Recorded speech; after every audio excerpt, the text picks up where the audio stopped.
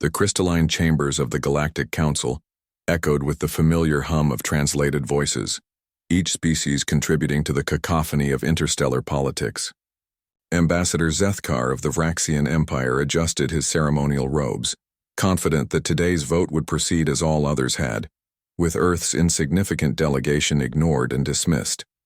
"The motion stands," announced High Counselor Veltara, her ethereal form shimmering behind the central podium. Sector 7 Alpha, including the primitive system humans call Sol, will be designated for harvester mining operations. All biological matter will be processed for the greater good of the Council.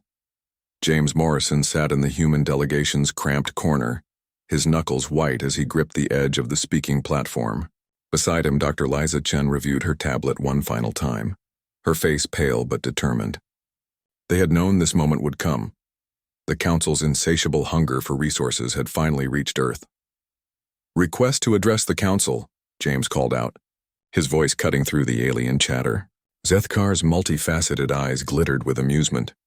"The human wishes to speak? How quaint. Very well, human. You have 60 seconds before we finalize the harvest schedule." James stood slowly, his frame seemingly small among the towering alien dignitaries. "Honorable counselors, I stand before you not just as Earth's representative, but as a witness to what you're about to unleash." A chorus of chittering laughter rippled through the chamber. The Corvani delegation's translator crackled. "Witness? What could a species that hasn't even achieved proper faster-than-light travel possibly threaten?" Liza's fingers danced across her tablet, sending an encrypted signal across the galaxy. Light years away, on a dozen human colonies and hidden outposts, receivers blinked to life. "You see us as primitives," James continued, his voice growing stronger. "Soft creatures from a backwater world. But you've made one critical error in your calculations." High Counselor Veltara's attention sharpened. "And what error is that, human?" "You never asked why we spread so far so fast despite our primitive technology." James's eyes swept across the assembly. "You never wondered why every species you've conquered submitted after the first battle. But humans, we've never surrendered. Not once." The chamber fell silent. Even the constant ambient hum of life support systems seemed to pause. Liza stood beside James, her voice clinical and precise. "We've spent 3 years in this council, studying each of your species. Your biology, your psychology, your weaknesses.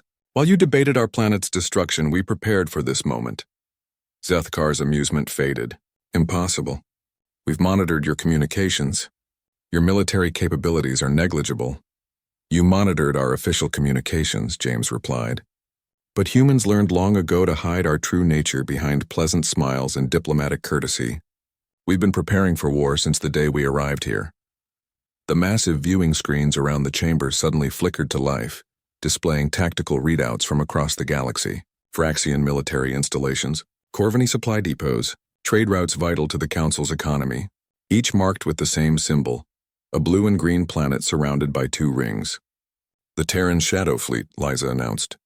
47 stealth ships built in the asteroid fields of systems you've never bothered to fully survey, each one carrying enough antimatter to crack a moon. Panic rippled through the alien delegates. The Thekamori representative's translator screeched, "Impossible! Our sensors would have detected." "Your sensors were designed to detect your technology," James interrupted. "We built ours differently, quieter, deadlier. Right now, each of your homeworlds has a human ship in orbit, waiting for my signal."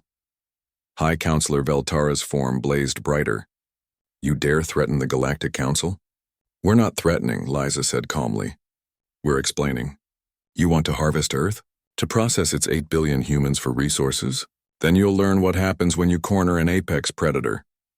The screens shifted, showing feeds from human settlements across the galaxy. Not the small, struggling colonies the Council expected, but thriving cities, advanced manufacturing centers, and most terrifyingly, military academies where human children trained alongside alien refugees from conquered worlds. "Every species you've destroyed had families who escaped," James continued. "Guess who gave them sanctuary? Who trained their children to fight? Who's been building an alliance of the displaced and the desperate?" Zethkar's confidence cracked. "The Council has fleets. Entire armadas." "Had fleets," Liza corrected, highlighting new tactical displays. Past tense. Did you really think we called this meeting just to protest? While you were voting to destroy our world, our allies were moving. The Vraxian Third Fleet, and the Corvani Border Guard, silent. Your reinforcement lines, cut. The chamber erupted in chaos as delegates frantically tried to contact their homeworlds. Static answered most of their calls.